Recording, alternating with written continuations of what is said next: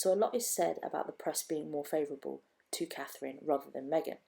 And I don't think that it's as simple as that, or that that's fair, because when Catherine was first on the scene, when she was first seen publicly with William, there was a lot of negative press about her. There was a lot of negative press about her when they were in their relationship. There was a lot of negative press about her at the time of their wedding. And there was negative press about her even after being married to Prince William. And it was not just limited to weighty Katie, as Meghan might want you to believe. And there was a lot of press intrusion and a lot of paparazzi invading her privacy. She was being hounded by the paparazzi outside her flat in Chelsea. So, and I think that that was in a way that Meghan hasn't experienced. By the time Meghan was seen publicly with Harry, and by the time they announced their engagement, Kate had already been married to William for about 8 years. Now, she had met Prince William in 2001 when they started university. So they were probably in a relationship around, let's say, 2002, but not quite sure. But they were married in 2011. Harry, of course, was married in 2018, so that's 7 years that she was married into the royal family. So that's about 10 and 9 years on top of that she was in a relationship with Prince William. So that's about 16, 17 years that she was known to the royal family. And since about 2004, where there was that headline that William found his girl and they were skiing. So that's about 2004. So that's 14 years that Kate has been known to the public. So that's a long time that we have known her. A long time that she has been around the royal family. A long time that the public have got to know her. And she has worked hard to earn a positive reputation. There has been so much negativity about her, particularly in the beginning, and she just carried on. And she acts with dignity. And even at the time when there was negative press about her, there was also negative press about members of her family, like her uncle, her sister. And by the time Meghan was engaged to Harry, I mean, that's really the time that the public got to know her. So there wasn't really a backstory. We didn't really know much about her. And then it was only after a few months that she got married to Harry. So it was quite quick. And in the beginning, despite not knowing much about her, everyone was just so happy for Harry and so happy for her. People were excited about the changes that they were going to bring. And so people gave her the benefit of the doubt. But I think quite quickly, people started to notice that she started to do things that the public didn't really like. And they were things that were nothing to do with Kate. They were things that Kate has never done. And so it was things like the bullying claims coming out with respect to their staff, members of their staff leaving, rumours about friction between William and Harry, and having a wedding with only one member of your family and inviting a whole bunch of celebrities who you don't even know, and then publicly falling out with your father, and then family members come out and speak against you. Them starting to be hypocrites, saying things like lecturing us about the environment but flying around in private jets, the flashiness of the expensive outfits, the flashiness of the expensive baby shower in New York. She wore these flashy chandelier diamond earrings on 2 occasions that were gifts from Saudi Arabia, despite the murder of a famous journalist being widely reported.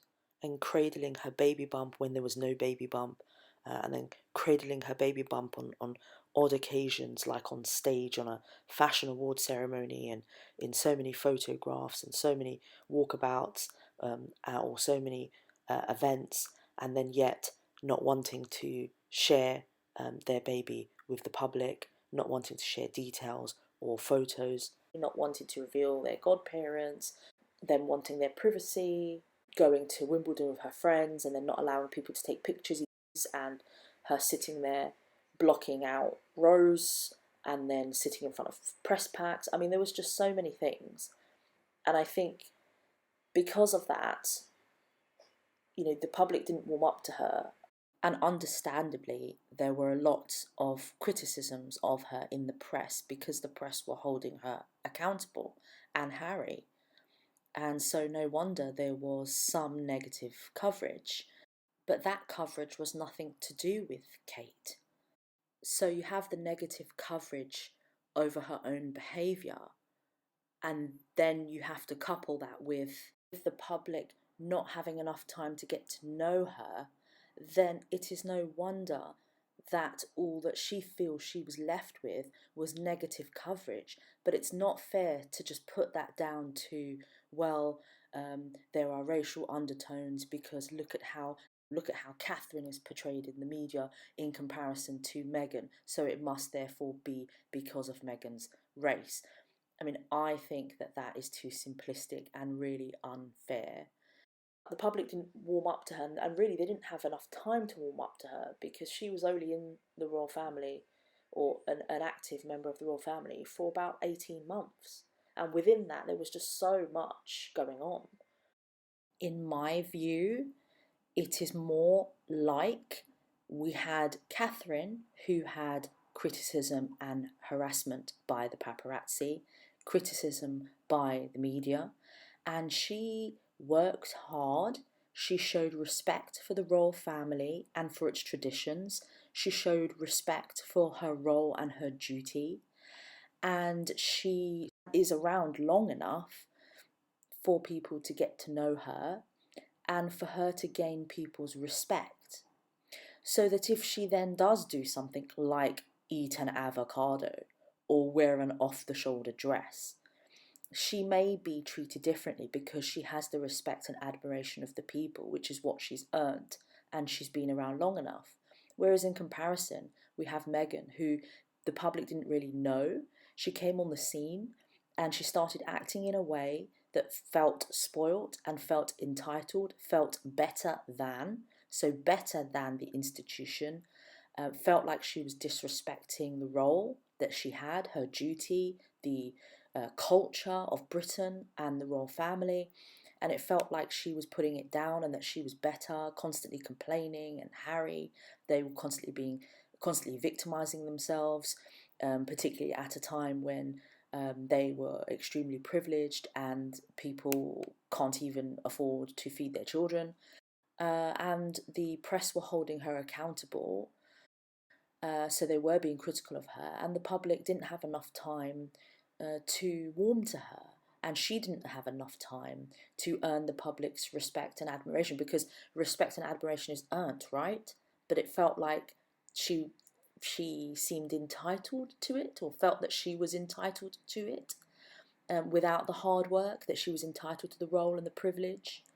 And indeed, it can be seen that the press can build you up and can bring you down, but with hard work, you can turn it all around.